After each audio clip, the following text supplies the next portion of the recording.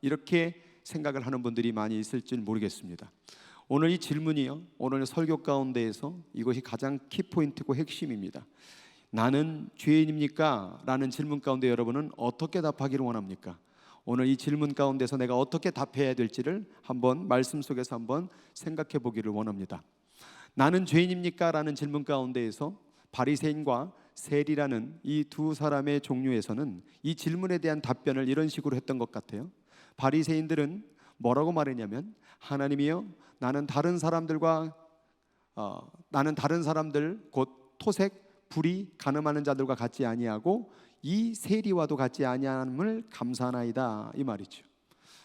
당신은 죄인입니까? 나는 죄인입니까? 라고 물었을 때 바리새인들은 이 말을 통해서 나는 도둑질도 불의도 간음도 하지 아니하고, 또 성경의 이 다음 구절을 읽어보면 바리새인들은 뭐라고 말하냐면, 나는 일주일에 2번씩 금식도 했고 11조도 드리나이다 라고 말을 합니다.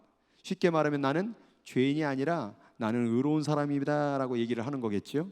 그런데 옆에 있었던 세리는 뭐라고 말했냐면, 텍스 콜렉터는 하나님이여 불쌍히 여기소서 나는 죄인으로소이다. 바리새인의 모습을 바라보면서 우리의 모습도 볼 수 있고, 세리의 모습을 보면서 우리의 모습을 볼 수 있지 않을까 생각을 해봅니다. 당신은 죄인입니까? 아유, 제가 교회를 얼마나 오래 다녔는데요, 하나님을 믿는데요, 나 괜찮은 사람인데요, 남에게 사기를 치지 않았는데요, 남을 괴롭게 하지도 않고 상처를 주지도 않았는데요, 내가 왜 죄인입니까? 나는 신앙생활 잘하는 하나님의 자녀입니다 라고 말할 수 있는 사람도 있을 수일 겁니다. 그러나 세리의 마음처럼 나는 늘 죄 지은 것 같고 나는 정말 하나님 앞에 정말 국류를 받아야 되는 그런 죄인입니다라고 말할 수밖에 없는 상황 가운데 있는 분들도 있을지 모르겠습니다. 어느 게 맞는 걸까요? 바리새인의 모습처럼 자신의 이런 것들을 얘기하면서 죄인 되지 않음을 얘기하는 게 옳은 걸까요? 아니면 세리처럼 늘 죄인 하며 살아가는 것이 주님이 원하는 바일까요? 오늘 말씀 속에서 그것을 한번 들어보기를 원합니다. 욥이라는 사람도 그런 어떤 마음이 있었던 것 같아요. 욥이라는 사람도 자기 자신 가운데에서 죄인입니까? 라는 말을 들었을 때 아마 이렇게 반응했던 것 같아요. 내가 왜 죄인인가? 나는 의로운 사람이고 내가 무엇을 잘못했는가 생각을 할 수 있었다라는 것을 욥을 초반기에 보면 알 수가 있어요. 욥기서를 보면 초반에 욥은 자기가 왜 이 고난을 당해야 되는지, 왜 이 병에 걸려야 되는지에 대해서 굉장히 괴로워합니다. 뭐 잘못한 것도 없고 부자였고 잘 살았고 하나님을 잘 믿었는데, 그런데 결국 욥의 끝 마무리에 42장 가운데 바라보면 욥이 이런 말로 마무리를 하게 되죠. 무지한 말로 이치를 가리는 자가 누구입니까? 나는 깨닫는지도 못한 일을 말하였고 스스로 알 수도 없고 헤아리지도 어려운 일을 말하였나이다. 그러므로 내가 스스로 거둬들이고 티끌과 재 가운데서 회개하나이다. 그렇게 의롭다고 생각했던, 잘못한 것이 없다고 생각했던 욥의 입술에서 그동안 했던 말들을 다 걷어들이고 뭐라고 말하냐면, 나는 티끌과 재 가운데서 회개한다라고 말을 하고 있습니다. 이 말은 무엇이냐면, 나는 티끌과 재 가운데, 결국 티끌과 재와 같은 존재임을 인정하고 회개를 하고 있다라는 것이죠. 아무 잘못도 없는데, 그렇게 뭔가 대단한 어떤 큰 아픔과 괴로움을 누군가에 주지도 않았는데 왜 욥은 결국 이렇게 고백하는 이유가 뭘까요? 예수님께서 이 땅에 오셨을 때도 많은 사람들이 예수님을 만나기를 원했고 함께하기를 원했습니다. 그런데 예수님께서 이런 말을 하십니다. 예수께서 이르시되 건강한 자에게는 의사가 쓸데가 없고 병든 자에게라 쓸데가 있느니라. 너희는 가서 내가 국류를 원하고 제사를 원하지 아니하노라 하신 뜻이 무엇인지 배우라. 나는 의인을 부르러 온 것이 아니요 죄인을 부르러 왔노라. 사람들은 자기들 마음 가운데 죄인이라고 생각하지 않았어요. 사람들은 자기들 마음 가운데 병자라고 생각하지 않았어요. 그런데 오늘 주님께서 이 땅에 온 이유는 뭐냐면, 나는 병든 자 때문에 이 땅에 왔다, 나는 죄인들을 부르러 이 땅에 왔다라고 얘기를 하는 거예요. 사람들은 제사를 잘 드렸어요. 사람들은 11조를 잘 드렸어요. 사람들은 예배 행위를 너무나도 열심히 했어요. 근데 예수님 뭐라고 말하냐면, 너희에게 가서 내가 국류를 원하고, 예수님이 원하는 건 국류를 원한대요. 국류를 원한다라는 게 무엇입니까? 국률, mercy라는 단어가 뭐죠? 아프고 괴롭고 무너지고 상하고 깨진 자들, 이런 자들에게 회복과 치유와 구원을 주는 게 바로 국률의 단어 아니겠습니까? 그런데 예수님께서 이 땅을 바라볼 때에 뭐 할 자들을 바라본다라는 거예요? 국률을 베풀어야 될 사람으로 보고 있다는 얘기예요. 그리고 이 땅의 모든 사람들은 다 죄인으로 바라보고 왔고 그 죄인을 부르러 와요 이 땅으로 내가 왔다라고 얘기를 하고 있는.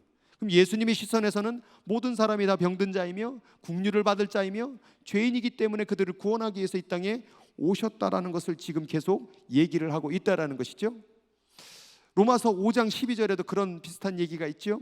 한 사람으로 말미암아 죄가 세상 안에 들어오고 죄로 말미암아 사망이 들어왔나니. 계속해서 나는 죄인인가? 라고 물으면 난 아닌데 내가 왜 죄인일까? 라고 생각하는 분이 있을지 모르겠습니다. 그런데 죄가 있다라는 증거가 있어요. 사람이 죄를 지은 결과가 뭐냐? 바로 사망이 들어왔다라는 거예요. 아담이 죄를 지은 결과로 말미암아 죄가 이 세상에 들어오고 그 죄로 말미암아 아담은 죽는 존재가 됐다라는 것이죠. 그래서 죄송스럽지만 여기에는 모든 사람들 한 사람도 빠지지 않고요, 언젠가는 이 세상을 떠날 날이 온다라는 거예요. 죽는다라는 것이죠. 안 죽는 사람이 없다라는 것이죠. 그리고 뭐라고 말하냐면 이와 같이 모든 사람이 뭐 했다고 말해요? 죄를 다 지었대요. 아, 죄 안 저질렀는데요? 나는 괜찮은 사람인데요? 그러니까 모든 사람이 죄를 지었으므로 말미암아 사망이 모든 사람에게 이르러느니라. 죄를 안 지었다라고 말을 해도 너 죽지, 너 사망하지, 너는 떠나야 되지, 그러면 너는 왜 이게 죽는 거라고 생각하니? 죄를 지었기 때문에 그런 거야 라고 말하고 있는 거예요.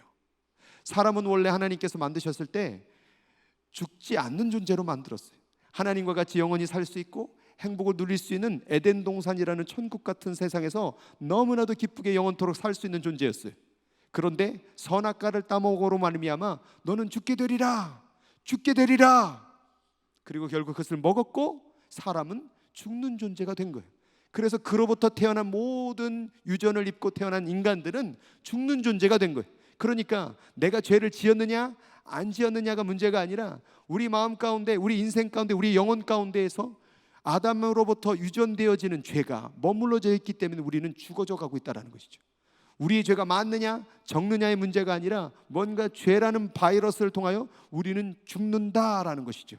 그러면 우리 안에 지금 죄가 있다라는 것이죠.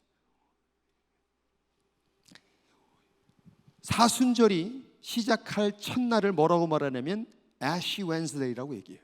제2의 수요일이라고 얘기해요. 그래서 초대 교부들은 이 올리브 나무를 태운 것을, 그 잿가루를 이마에다가 이렇게 십자가를 그려놓고 자기가 재와 같다, 애쉬와 같다라고 인정을 했다라는 거예요. 재와 같다라는 의미는 어떤 의미들이 있냐면 우리가 죄인이라는 것을 인정하는 의미가 있는 거예요. 죄인이라는 것은 결국 뭐냐면 무가치하다라는 거예요. 죄인이라는 것이 과연 왜 무가치할까요? 성경 가운데 죄의 정의를 여러 가지로 나눌 수 있는데 그 죄 가운데 가장 핵심적인 하르마타이라는 그 단어는 화살을 쐈을 때의 관역에 그 화살이 맞지 않고 빗나가는 모습을 죄라고 말을 해요. 죄의 화살이다 라고 얘기를 해요.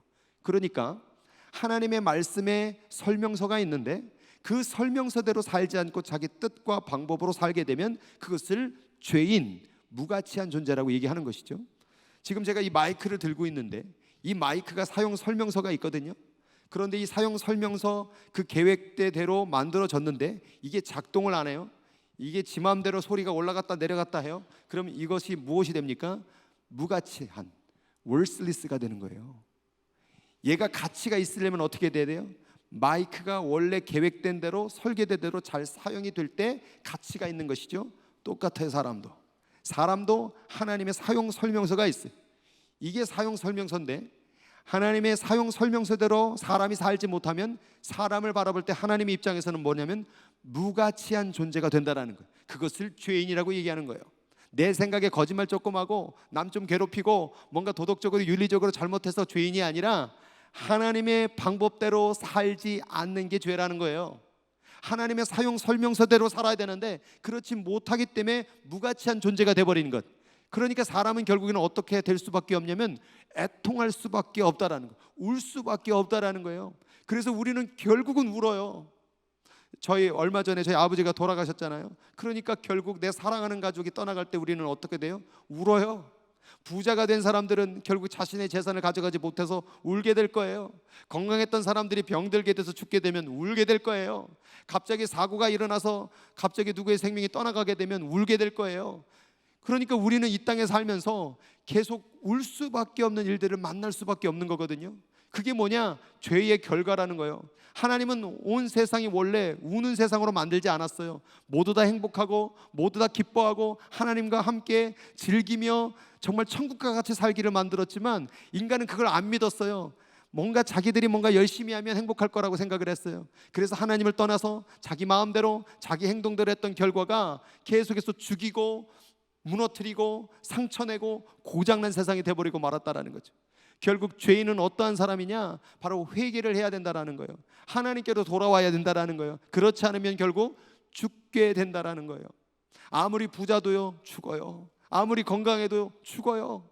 가난해도 죽어요. 이 세상 가운데 내가 모든 것을 얻었다 해도 죽어요. 그러니까 우리는 하나님을 만나야 된다라는 것이죠.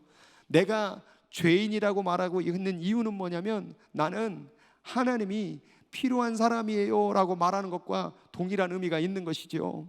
그래서 이 자기의 죄됨, 내가 무가치하고 울 수밖에 없고 하나님께로 돌아가야 되고 나는 죽어야 될 수밖에 없는 존재라고 인식이 되면 이제 하나님을 붙잡게 되고, 하나님을 붙잡게 되면 그 죄는 구속이 되고 그 무가치는 가치가 만들어지고 울음의 애통은 기쁨으로 만들어지고 회개해야 될 내용은 이제 찬양할 사람으로 만들어지고 죽을 수밖에 없는 사람은 생명을 얻게 되는 게, 이게 바로 신앙의 교리고 성경의 교리였던 거예요.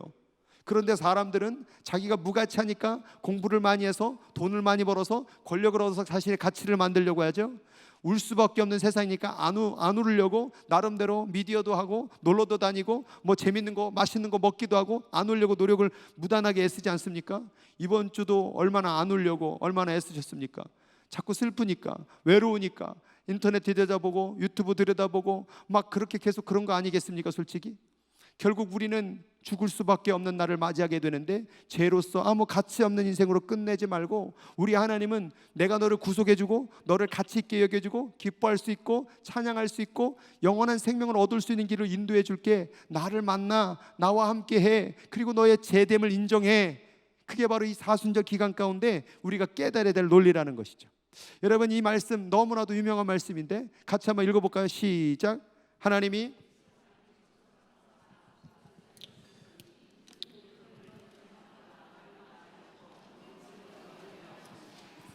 이 말씀을 읽은 사람들은 모두 다가 하나님의 사랑이 너무나도 크다라는 것을 발견하게 되죠. 저는 이 말씀을 통하여 오히려 하나님의 사랑이 크다라는 것도 동시에 발견하지만, 이 말씀을 통해서 저는 깨달은 게 뭐냐면 우리가 너무나 큰 죄를 지었다라는 것이 발견돼요. 하나님의 사랑이 지금 어떤 자들에게 임했습니까? 하나님이 세상을 이처럼 사랑하사 독생자를 주셨으니 이는 저를 믿는 자마다 뭐하지 않고요? 멸망치 않고. 그럼 결국 세상에 있는 많은 사람들은 결국 멸망할 사람들이라는 거예요. 그런데 멸망할 수밖에 없는데 예수 그리스도를 이 땅에 보내셔서 그들을 영생할 수 있도록, 살 수 있도록 구원을 해주셨다라는 거예요. 그렇다고 한다면 오늘 이 말씀을 읽을 때에 우리는 깨달아야 돼요. 여러분, 이 세상을 살아가면서 문제 많이 있죠. 어려움 많이 있죠. 고난도 있죠. 그런데 그것을 해결하기 위해서 치러야 될 대가가, 만약 여러분의 자녀나 여러분의 사랑하는 가족이 죽어야 된다고 한다면 그 문제는 얼마나 큰 문제일까요? 여러분의 가족 중에 그 문제를 해결하기 위해서 죽어야 될 문제가 이 땅 가운데 있을까요? 내 자녀가 죽어야 될 만큼 그렇게 큰 고통스러운 문제가 있을까요? 없어요. 그런데 오늘 보니까 하나님은 자신의 아들을 이 땅 가운데 보내셨어요. 도대체 어떤 문제길래, 도대체 어떤 치명적인 문제길래, 도대체 어떤 심각한 문제길래 자기 자식을 보낼 만큼 이 문제를 해결하는 거 할까요? 그게 바로 우리의 죄라는 거예요. 여러분, 죄가 지금 우리가 뭐 조금 거짓말하고 나는 뭐 괜찮은 것 같은데, 나는 의로운 사람인 것 같은데 나름대로 자기를 과시하고 드러내고 살아가지만, 이 말씀을 통해 깨달을 게 뭐냐면 내 죄가 얼마나 심각하고 치명적인 무서운 죄인지, 예수님의 아들을 죽일 만큼 내 죄가 그렇게 무섭고 치명적이라는 사실을 깨달아야 된다는 거예요. 도대체 내 죄가 얼마만큼의 큰 문제이길래, 도대체 내 죄가 얼마나 치명적이길래 하나님의 아들인 예수 그리스도가 죽어야 될 만큼 이 죄에 대한 대가가 크나? 여러분, 우리 마음속에 이 성경을 읽을 때 깨달아야 돼요. 내가 그렇게 하나님의 아들을 죽일 만큼 죄인이구나, 죄를 가졌구나. 그냥 내가 조금 정직하게 살아야지, 착하게 살아야지, 내가 조금 잘못한 정도가 아니라 하나님의 아들이 죽을 만큼 나는 그렇게 큰, 너무나도 큰 죄인 중에 죄인이라는 사실을 깨달아야 될 줄로 믿습니다. 이 말씀이요, 내가 죄가 얼마나 큰지를 깨달을 때에 하나님의 사랑이 더 크게 깨달아지는 거예요. 여러분, 내 죄의 깊이를 더 크게 깨달을수록요, 하나님의 사랑을 더 많이 깨달을 수 있는 거예요. 세상에 잘 먹고 잘 사는 사람들한테 당신 죄인입니다 라고 말하면 뭐라고 말합니까? 내가 왜 죄인이야? 나 잘 먹고 잘 사는데, 나는 문제 없어, 나는 정말 많은 사람 도와줬고 내가 도네이션도 많이 했고, 이렇게 얘기하겠죠. 그러나 세리처럼 한 것이 없고 부족하고 연약하고 나는 정말 아무것도 할 수 없는 존재라고 깨달게 될 때요, 하나님의 사랑이 무한하게 크게 느껴진다는 사실입니다. 그래서 오늘 질문 가운데 깨달아야 돼요. 나는 누굴까? 나는 괜찮은 사람? 나는 그만큼 열심히 사는 사람? 나는 그냥 사람들이 좀 인정을 받을 수 있는 사람? 이게 아니라 이 말씀 앞에서 무릎을 꿇어야 돼요. 이 말씀 앞에서 내가 얼마나 하나님의 마음을 찢어놓고 그의 자식을 죽인 하나님의 원수였다라는 먼지를 넘어 정말 무가치하고 정말 아무런 존재도 아니라는 것을 깨닫게 될 때 하나님의 은혜와 사랑이 넘치게 깨달게 될 줄로 믿습니다. 오늘 우리들 이 말씀을 읽으면서 나는 누구인가? 나는 죄인인가? 이 고백 가운데 진실로 마음속으로 고백하는 저와 여러분 되길 바랍니다. 그래서 요한일서 말씀 가운데 만일 우리가 죄 없다고 말하면 스스로 속이는 것이다. 또 진리가 우리 속에 있지 아니할 것이다. 만일 그런데 우리가 우리 죄를 자백하면, 인정하면 그는 미쁘시고 의로사 우리의 죄를 사하시며 우리의 모든 불의에서 깨끗하게 하실 것이요. 여러분, 누가 용서함 받습니까? 자기의 죄를 인정하는 자. 내가 하나님의 아들을 죽인 장본인이고 나는 먼지이며 나는 애통하며 나는 무너질 수밖에 없으며 나는 아무것도 하나님 없이는 할 수 없다라고 깨닫는 자가 하나님 앞에 나온다는 그 사실입니다. 여러분, 오늘 이 자리에 나오는 가운데에서 내가 뭔가 잘한 것 같고 대단한 것 같고 훌륭한 것 같고 그러한 마음 다 내려놓고 나는 아무것도 아니오니 주님, 나는 당신만이 계셔야만 살 수 있는 존재라는 것을 깨닫고 주님께 그 고백을 올려드릴 수 있는 저와 여러분 되길 주 이름으로 축원합니다. 미쁘다 모든 사람들이 받을 이 말이요, 미쁘다 참 맞는 말이다, 모든 사람이 이 말을 받아야 된다. 뭐라고 바울 사도가 말하느냐? 그리스도 예수께서 죄인을 구하시려고 세상에 임하셨도다. 이 세상의 모든 사람은 다 죄인인데 예수께서 그들을 구원하시려고, 이 세상에 있는 모든 사람은 다 병자인데 예수께서 그들을 구하시려고 이 땅에 오셨도다. 그렇다고 한다면 나는 죄인 중에 죄인 중에 죄인 중에 우두머리가 되겠다라고 말했던 것이 바울의 고백이었다라는 거예요. 바울은요, 이 죄의 무게가 얼마나 큰지 알았어요. 바울은요, 이 죄의 무게가 하나님의 아들을 죽일 만큼 심각하고 치명적인 죄악이라는 것을 깨달았어요. 그렇기 때문에 바울 사도는 자기가 말한 거예요.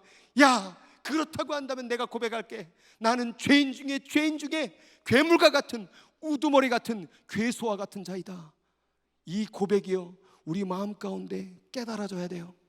어떤 크리스천들은요, 맨날 하나님의 사랑만 얘기해요. 하나님 사랑하고 사랑하고 사랑하고. 여러분, 하나님 사랑 얘기하는 사람들 잘 살펴보세요. 죄를 더 신나게 저지르고 있지.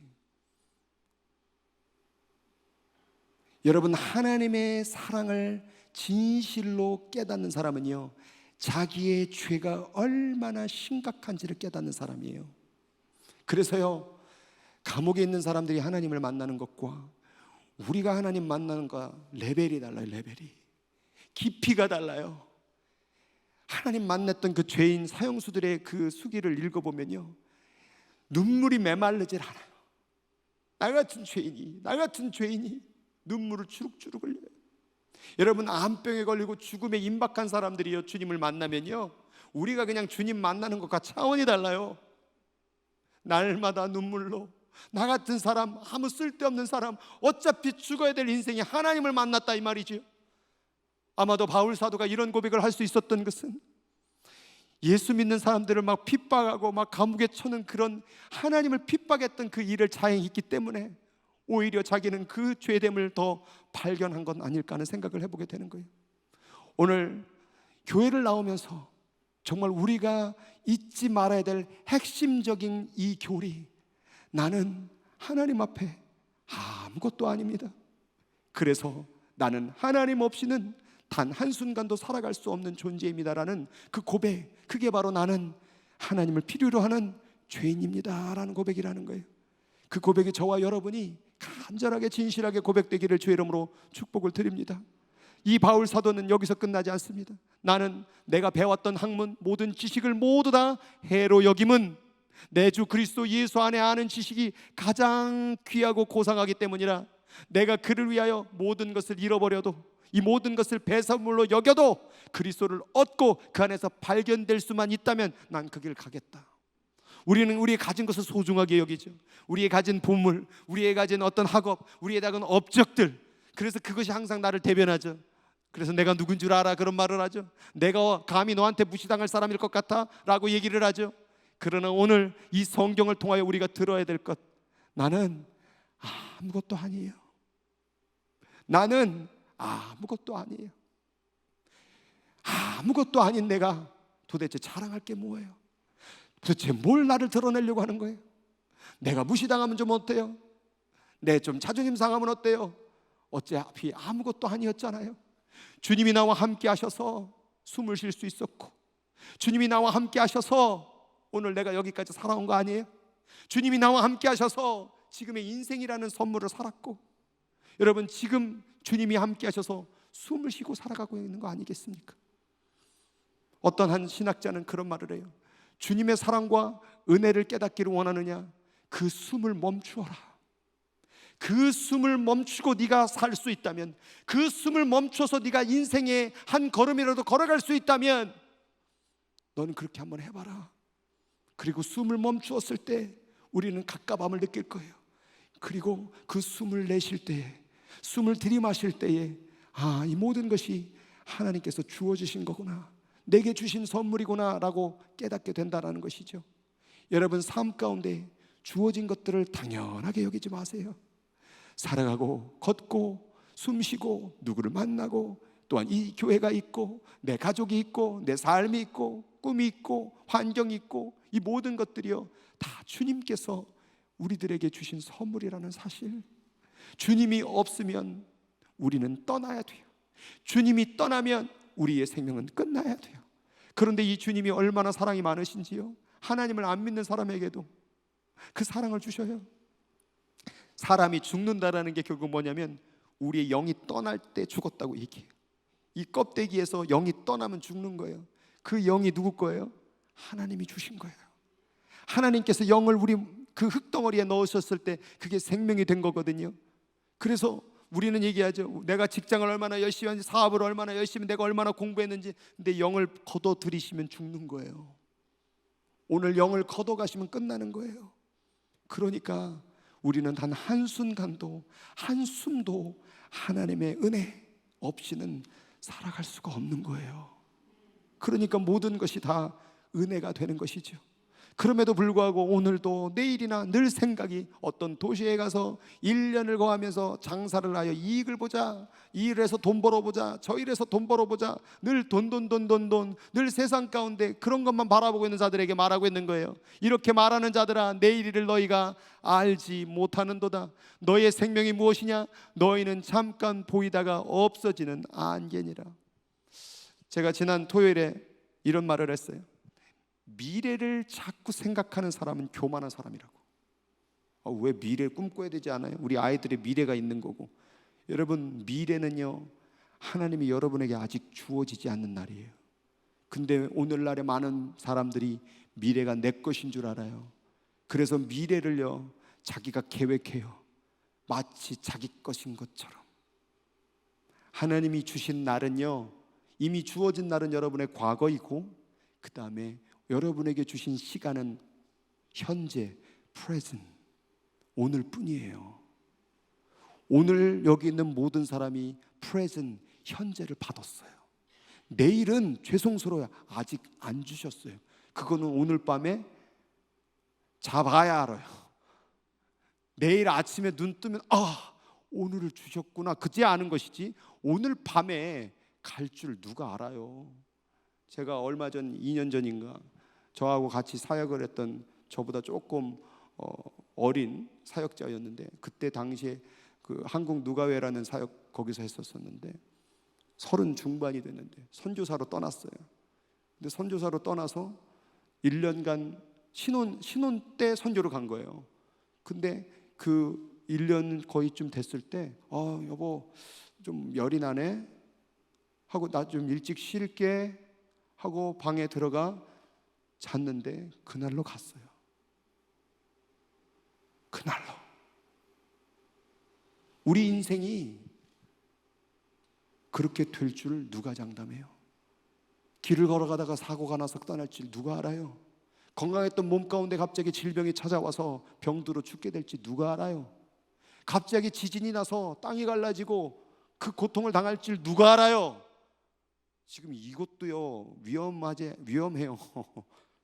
지금 계속 제가 말한 게 아니라 지금 지질학자들이 지진 여기 이 서부 특별히 이 샌프란시스코 일대 지진이 날 확률이 뭐라고 몇 프로라고 얘기한 줄 알아요? 몇 프로예요? 70%? 100%래요. 근데 시간은 모르겠대. 곧 가깝대요. 우리는 어떻게 될지 몰라요. 우리는 곧 사라질 수밖에 없는 존재인 거거든요. 그래서 우리는 늘 생각해야 돼요. 내 인생을 돌아봐야 돼요. 그분 없이는 그냥 죽어야 되는 인생이구나. 본 해퍼라는 신학자가 제자 되기 위한 대가에서 이런 글을 말을 해요. 그리스도인의 가장 큰 원수는 값싼 은혜라고. 하나님의 이 십자가의 은혜가 싸구려로 여겨지는 거예요. 싸구려. 값싼 은혜가 아니에요. 근데 제가 한국말을 보니까 재밌더라고. 값비싼 은혜. 값비싸다라는 게 뭔지 아세요? 저 비자가 안일 비자인 거예요. 그러니까 뭐요? 값싼 게 아니라는 거예요. 우리는 값싼 은혜로 바라보지만 하나님의 은혜는 싼 게 아니라는 거예요. 싸구려가 아니라는 거예요. 주님의 피값이 싸구려입니까? 주님의 피값은요, 온 인류의 생명을 살리는 가장 고귀하고 고귀한 보혈의 은혜예요. 근데 그 은혜가 오늘날 짓밟히고 조롱당하고, 바울이여 자기의 것을 당시에 가말리아 문화, 지금으로 말하면 정말 석학 중에 석학이었거든요. 종교 회원의 회원이었거든요. 오늘날로 말하면 국회의원 같은 거거든요. 그런데 그런 국회의원의 위치와 지금으로 말하면 최고의 하버드 어떤 대학 최고의 석학인 그 학교를 졸업한 그 사람이 자기의 모든 것을 배설물로 여겼대요. 그게 왜 그럴까요? 주님의 은혜가 가장 비싸기 때문에, 주님의 은혜가 가장 고결하기 때문에. 그래서 우리들 마음 가운데에서 주님의 은혜를 값싸게 여기면 안 돼요. 여러분의 숨 쉬는 것까지 다 주님의 은혜라고 한다면, 여러분 우리가 공기를 마시고 이 땅을 딛고 살아가고 있는 모든 순간이 주님의 은혜라고 한다면, 여러분 이것을 다 지금 공짜로 사용하고 있잖아요. 땅을 공짜로 사용하고 있고 숨을 공짜로 사용하고 있고 모든 자연과 시스템과 우주와 모든 것들 값을 지불해야 된다면 우리는 단 한순간도 살 수 없는 존재라는 거예요. 그렇다고 한다면 오늘 우리들의 고백 가운데 내가 뭘 가졌다, 뭘 이루었다, 뭘 업적이 있다라고 말하는 게 먼저가 아니라, 우리가 이룬 것이 없는 것이 아무것도 없고 하나님만이 계셔야 내 인생이 살 수가 있음을 우리가 고백해야 된다라는 것이죠. 예수님은 말했어요. 나는 포도나무고 너희는 가지다. 사람들은 내 안에, 내가 사람들 안에 거하면 열매를 많이 맺게 되는데 나를 떠나서는, 너희들은 나를 떠나서는 너희가 아무것도 할 수가 없습니다. 여러분 이게 진리예요. 우리는 주님을 떠나서, 하나님을 떠나서는 아무것도 할 수 없는 존재인 거예요. 하나님이 함께 하셔야만 되는 거예요. 하나님이 함께 하지 않으면 우리는 끝이에요. 거기서 우리는 울 수밖에 없고, 우리는 죽어도 그 죽음의 두려움 앞에, 심판 앞에 벌벌 떨어야 되는 존재예요. 가장 기독교 가운데 믿음이 뭐냐? 하나님이 나와 함께 하시는다는 그 사실을 믿어야 된다는 거예요. 하나님이 함께 하심을 믿을 때 그 하나님이 함께함으로 말미암아 우리는 거기서 구원을 받는 것이고, 거기서 내 행복을 찾아가야 되는 것이고, 거기서 내가 은혜를 누릴 수 있는 거예요. 그런데 오늘날의 많은 분들이 하나님을 함께하는 것을 즐거워하지 않아요.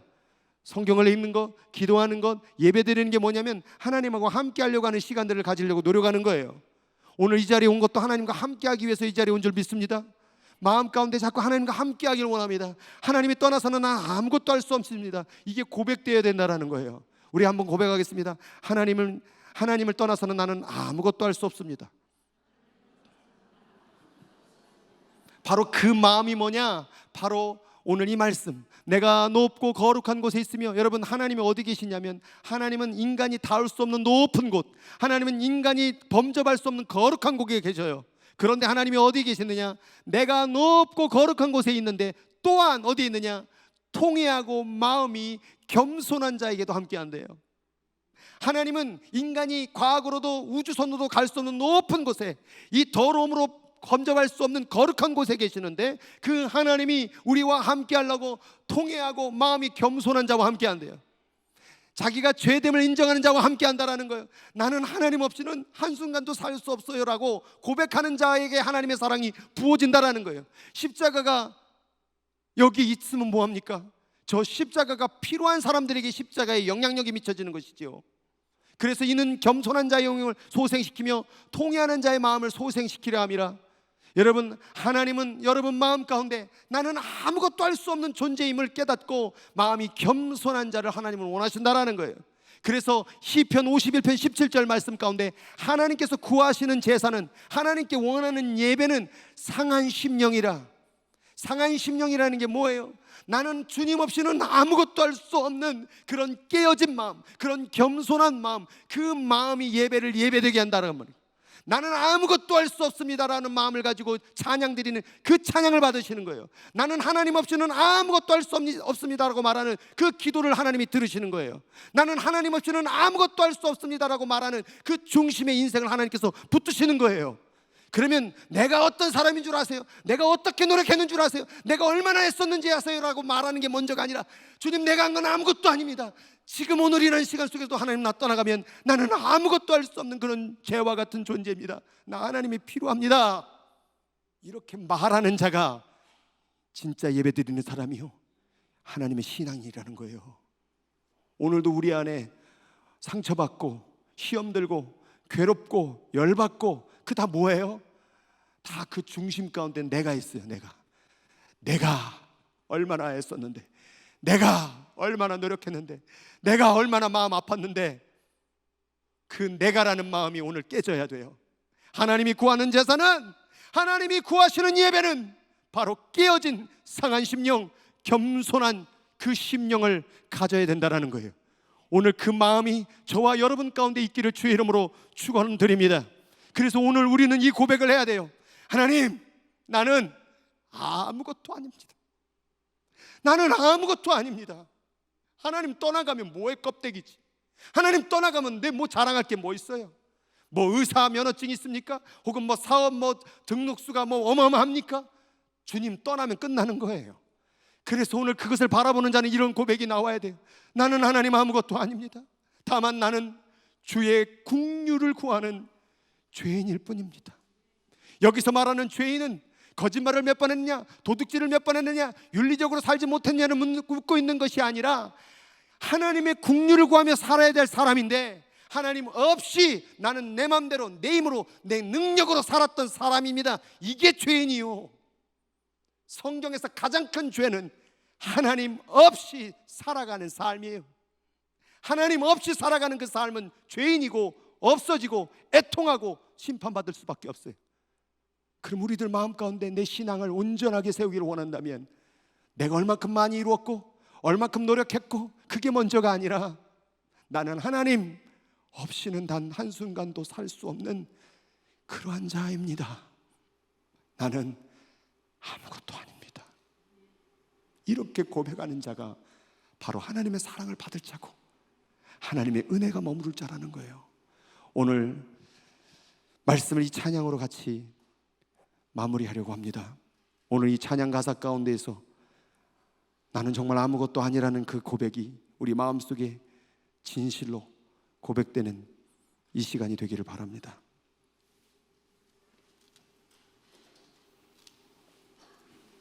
방송팀 가사 띄워주시면 감사하겠습니다.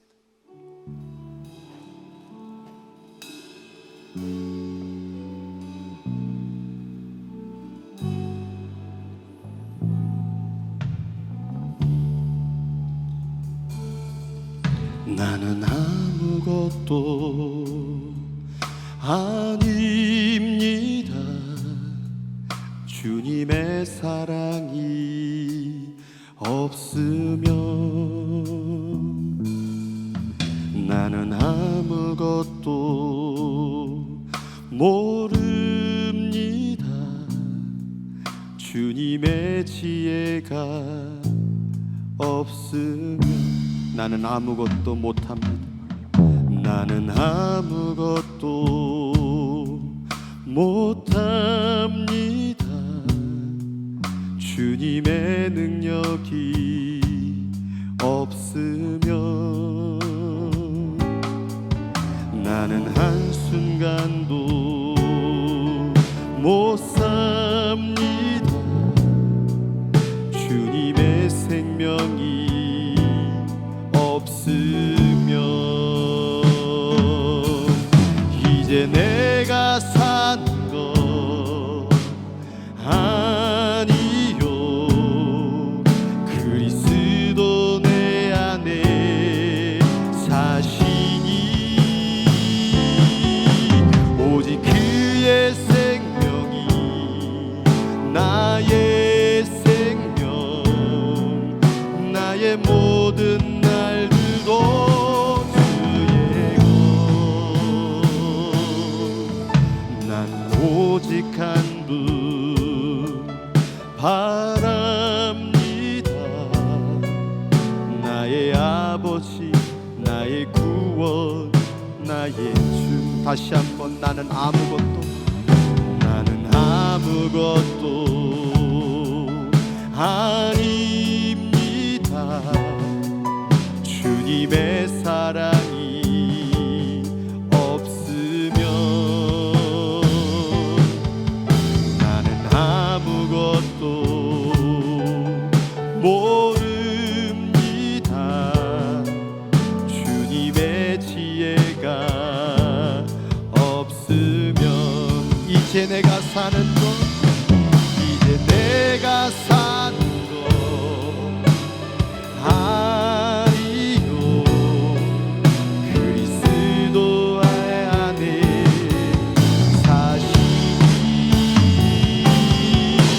오직 그의 생명이 나의 생명, 나의 모든 날들도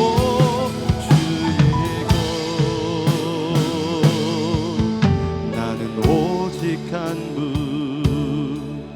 바랍니다. 나의 아버지, 나의 구원, 나의 주.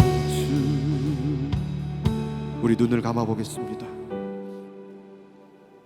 뭔가 할 수 있을 것 같습니까?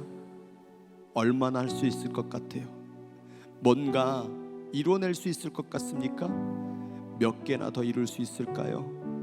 다 이룬들 언젠간 내려놔야 될 때가 올 텐데, 산의 정상을 올라도 그 정상에서 다시 내려오는 날이 있을 텐데, 그 정상에 오르려고 힘쓰지 말고요, 오늘 주님을 구하세요. 하나님, 나 아무것도 아니에요. 하나님 사랑 없으면 나 아무것도 모르겠어요. 주님의 지혜가 없으면 나 아무것도 할 수가 없어요. 주님의 능력이 없으면, 그리고 나는 단 한숨도 쉴 수가 없어요. 주님이 그 호흡을 주지 않으시면, 오늘 이제 나는 죄인입니다, 이 고백은요, 나 이제 죽어야 됩니다, 나 이제 나를 내려놓습니다, 나 이제 나는 아무것도 아닙니다, 이 고백을 드리는 거예요. 동시에 나는 죄인입니다, 그 말은 나 정말 하나님이 꼭 필요한 사람입니다, 하나님 없이는 단 한순간도 살 수 없는 그런 죄인입니다 라는 의미가 담겨져 있었던 거예요. 오늘 이 고백 가운데 나는 죄인입니다, 나는 아무것도 할 수 없습니다 라는 그 고백 가운데 하나님이 절실하게 필요한 사람임을 오늘 마음 가운데 인정하며 고백할 수 있는 이 시간이 되길 원합니다. 오늘 이 시간 합심으로 같이 주 이름 한번 부르고 기도하도록 하겠습니다. 주여, 하나님 아버지, 오늘 이 시간 가운데 하나님 아버지, 우리가 아무것도 아니라는 그 말, 하나님 세상에서는 이 말이 너무나도 자존심 상하고 무시당하고 괴롭힘 당하고 하나님 의미 없는 인생 같지만, 오늘 이 시간 하나님 앞에 이 고백을 드린 자는 하나님 아버지 진정으로 하나님 앞에 인정받는 자요, 하나님의 사랑을 받은 자요, 하나님의 복을 받을 줄 믿습니다. 하나님, 나의 것을, 나의 업적을, 나의 애씀을 드러내려고 노력하지 말고 하나님 앞에 나와서 내가 할 수 있는 것은 아무것도 할 수 없었음을 고백하는 자들이 되게 하여 주옵소서. 차라리 나의 노력보다 하나님을 구하여서 하나님 아버지 내 모든 것을 이루신 하나님을 만나서 그 모든 것을 이뤄갈 수 있는 하나님의 백성들이 되기를 원하며, 오늘도 하나님 아버지요, 역경과 환경과 아버지 괴로움과 문제 속에서 하나님 아버지 원망과 불평으로 살아가고 있는 자들이 있으니까 하나님, 그런 마음 가운데 오늘 하나님 인정하게 하여 주옵소서. 나는 그렇게 하나님의 필요한 존재였군요. 그렇게 하나님을 불러야 되는 존재였군요. 하나님, 그렇게 주님을 인정하며 주님을 만나는 자들이 되어질 수 있도록 인도하여 주시옵소서. 아버지, 이 땅을 살아가며 너무나도 힘들고 괴로운 시간을 보내고 있는 자들이 있습니다. 하나님 아버지, 지금 전 세계 가운데 전쟁의 피해로 힘들도록 하나님 아버지 삶을 끊고 자기 인생을 포기한 자들이 얼마나 많은지 모르며, 하나님 아버지, 그러한 시간이 하나님 우리를 절망하게 해서 주신 시간이 아니라 하나님을 만나라고, 하나님을 필요로 하라고 하는 귀한 시간이 되고 있어. 그 시간을 발견해낼 수 있는 하나님의 영광 백성들이 되어질 수 있도록 인도하여 주시옵소서. 내가 좀 아무것도 아니면 어떻습니까? 내가 필요 없는 사람이라고 여겨지면 어떻습니까? 그 자리가 오히려 하나님의 은혜를 발견할 수 있는 자리라고 한다면, 내가 죄인됨을 인정하는 그 자리가 내 자존심이 무너지는 자리가 아니라 하나님을 만나는 자리가 될 수 있다면, 그 자리, 내가 죄인 중에 죄수가 되겠습니다라는 고백을 드릴 수밖에 없었던 바울의 마음을 본받고 살게 하여 주시옵소서. 아직도 나를 드러내고 아직도 나의 모습 가운데서 실망한 모습이 있다면 다 내려놓고 인정하게 하여 주옵소서. 그리하여 그 인정 속에서 끝나는 인생이 아니라 하나님을 만나 진정한 행복, 진정한 기쁨이 무엇인지를 깨달을 수 있는 주님과 함께 살아가는 인생이 얼마나 행복한 인생인지 발견할 수 있는 하나님의 거룩한 백성들이 되어줄 수 있도록 성령 하나님 붙잡아 주시고 인도하여 주시옵소서. 하나님, 우리는 어려움과 고난을 만나면 왜 이런 일이 나에게 벌어졌냐고, 하나님 내가 그동안 얼마큼 했었는지 아예 알지 못하냐고 불평할 때가 많습니다. 하나님, 주의 가운데 상상하지 못한 어려움을 당하면 어떻게 이러실 수 있냐고 우리는 항변할 때가 있습니다.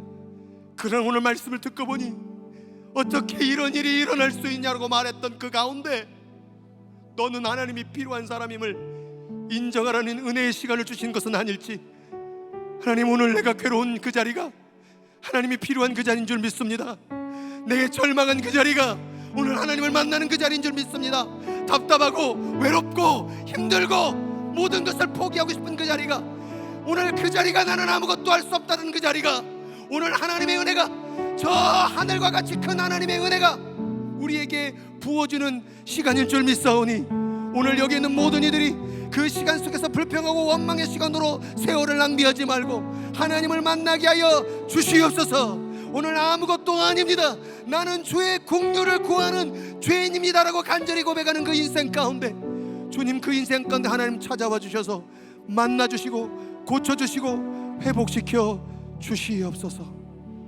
지금은 우리 구주 예수 그리스도의 은혜와 사람의 생각과 방법으로는 측량할 수 없는 그 크신 하나님의 사랑과, 지금도 괴로울 때, 힘들 때 포기하지 말고 하나님을 구하라고 말씀하시는 성령 하나님의 역사가 이 시간 그 고통 속에서 하나님 만나보겠다고, 내가 가진 것 가지고 자랑하지 말고 없는 것 가지고 불평하지 말고 그 어떤 환경 속에서도 하나님을 필요로 하겠다고, 오늘 내 모든 자존심 내려놓고 나는 아무것도 아닙니다, 주님의 긍휼을 간절히 원하는 죄인입니다라고 고백하고 그렇게 살아가기를 원하는 우리 성도들의 인생길 위에, 그의 머리와 그의 가슴과 그의 영혼 위에 지금부터 그날까지 영원토록 함께 하시기를 간절히 또 간절히 축원하옵나이다. 아멘.